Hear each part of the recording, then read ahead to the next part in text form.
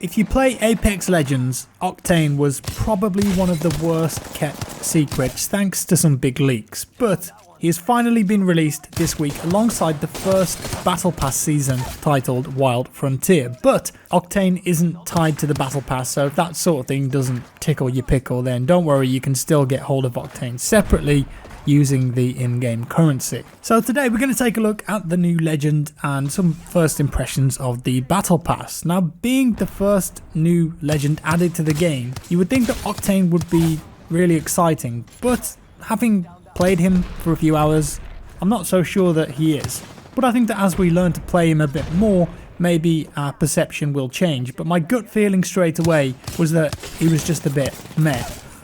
Now let me get on to the abilities. Octane is an adrenaline junkie, and so his abilities are well suited to him. His tactical ability is called Stim, and it allows him to move 30% faster for 6 seconds, but it will cost you a small amount of health to use. His ultimate ability, on the other hand, lets you deploy a launch pad that can catapult you and your teammates or enemies through the air a short distance. You may also have already seen these pads before Octane was added, because in the build up to his arrival, Respawn dotted a few of these around the level. Octane also has a passive ability that allows him to heal over time, providing he isn't being shot at, and that's one of his best qualities. So, how does Octane play? Well, he is quite a small legend first of all, and in the context of this game, there's been big discussions regarding legend size that's pretty important. So, a smaller character, quite fast, is going to be hard to hit. Also looks pretty cool, if that makes a difference to you, and sounds quite funny too. He reminds me of some of the characters from Rage or Borderlands. Now, his Stim and passive abilities actually go really well together, because if you use the Stim, of course it's going to take a bit of health away from you, but providing you don't overuse it, you're going to gain that health back over time. And this allows you to move about generally quite fast and regain the lost health reasonably quick. You can also use your Stim with really no cooldown, and once you've used it, after a second or so you can use it again. The downside, of course, is that if you continue to use it without healing, you're going to lose a lot of health, and if you get jumped, then you're screwed. And the passive healing is quite slow, so don't expect to be healing from low health particularly fast. It's really designed to get that last bit of health back if he's been using his Stim. So the Stim itself is quite good to get around fast with, or get out of a fight if you're in trouble. Perhaps you're caught in a bad position, or you've lost a bit of health, or you just want to get to that airdrop first. You can pop the Stim and take a bit of a hit to your health, which of course is a risk, but it might allow you to get safe or into cover. Stim's also really good if you need to get behind enemies fast, a flank, or get to teammates who are in trouble. In Apex, small characters and speed go very well together. Of course, Octane is also very useful if you're struggling to get to the next zone. And I don't think that anyone should be dying in the gas with Octane. And as I said, if you want to get to the loot and airdrops quicker, that's an option for you. One problem I do have is that when Octane uses the Stim, he presses it into his chest, and it's a bit off-putting when it's stuck in there, but it's just a small complaint. It takes up a bit of your screen. When you're on the lobby screen, the animation sometimes puts the Stim into his leg, but in the game it puts it into his chest. So maybe something changed along the design there.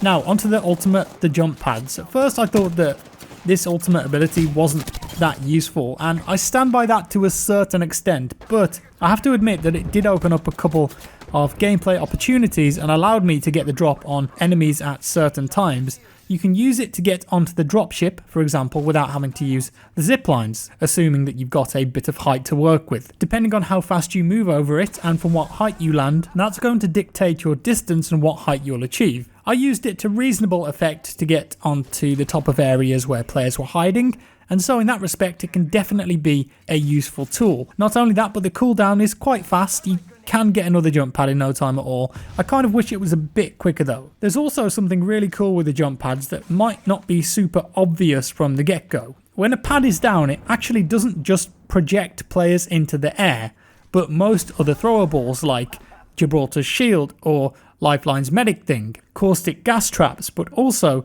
grenades. If someone throws a grenade over the trajectory of the launch pad, it will also launch grenades in the air too. So I suppose, and this is a fringe case but it's possible, let's say you're in a pinch, you're trapped somewhere, you're in the bunker, you could put a pad down to at least partially protect you from grenades. So the grenades are coming in, but they're bouncing off and away from you. Interesting deterrent. Or dare I say it, you could use this for trick shot grenades if you get really inventive and skilled with it. Dude perfect, watch out. Overall, I think that I'm enjoying Octane the more that I play with him, but I don't think he's that good that every team is going to pick him up or need to use him to be effective. Not really that at all, and I suppose that's a good thing in a way. I noticed when playing on my own that a lot of my random teammates just weren't picking him, and I suppose that could mean that they haven't unlocked him yet, but he can be purchased with in-game currency, and there's really nothing else to use that on. So if you've been playing the game a lot, you're going to have a ton of that built up anyway,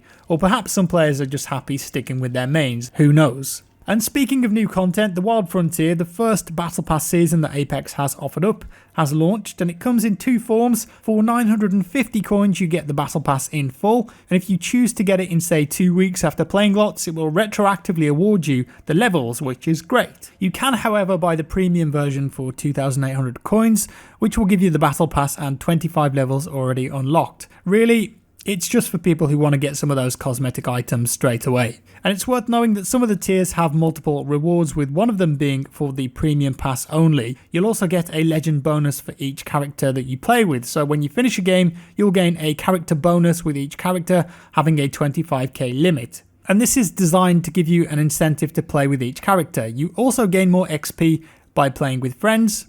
In the past, you'll get a couple of skins straight away, including a Wraith, Lifeline and Mirage. But if I'm being honest, while there are a few odd skins that are okay, on top of the endgame Havoc skin being pretty cool, a lot of this is just so underwhelming to me. Apart from the initial Legend skins and an Octane skin halfway through, most of the levels don't include character skins at all. It's mostly weapon cosmetics and banners and voice lines, but I think that most people would agree that there really isn't anything particularly exciting here. Where are the challenges and the really interesting skin designs? It just feels a bit muted, and Respawn have said that this is the first go of it and they've got some big plans, but I'd say that for the most part the first season is quite underwhelming.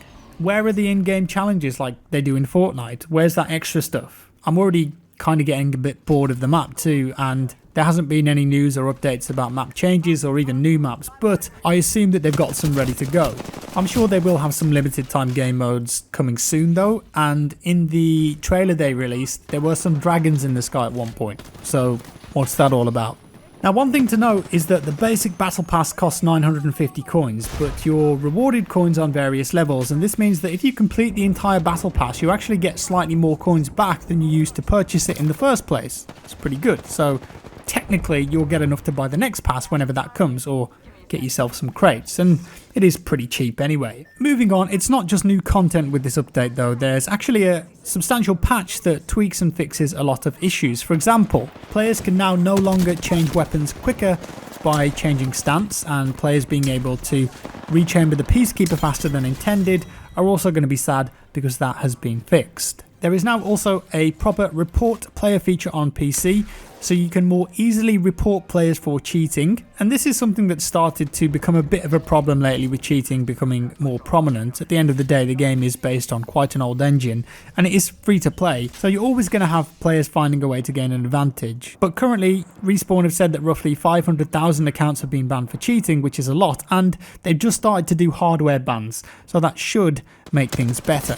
Now, one of the biggest changes though, and the thing that has probably been talked about the most recently, is the improvement to the player hitboxes, most notably Pathfinder, Gibraltar and Caustic. Their hitboxes should now be better aligned with their character shapes, but remember, they're still larger, bigger targets than the other legends are, so they're still going to be easier to hit. The character balance changes are also implemented as well, so Bangalore's movement speed from her double time ability has been reduced from 40 to 30%, Pathfinder beacons have been increased to 12 around the world rather than 10, and Caustic has had his cooldown reduced on his abilities. I'm probably not going to play him though. I think Caustic needs a complete redesign, he's just not very good. Other changes include a new sprint view shake option under the video tab, thank you, and that will remove some of that shake when you're sprinting, and they claim that this is better for people who are more susceptible to motion sickness, but honestly I prefer it regardless. Anything that reduces screen shake is fine by me. There are also improvements to PC stability, better knockout shield visibility, improved skydiving performance and numerous bug fixes. Overall, it's an okay start for the first battle pass. I think There's a few interesting items in there, and Octane is pretty cool when you get used to him, but I'm just left with the feeling that it's all very underwhelming overall. Here's hoping that they add some spice going forward. And that's all for today, folks. Do let me know your thoughts on the Battle Pass so far. How are you finding it? Do you agree with me? Disagree? Let me know down below. And if you liked the video, give it a like. If you didn't, a dislike. Subscribe for more, and I'll see you in the next one.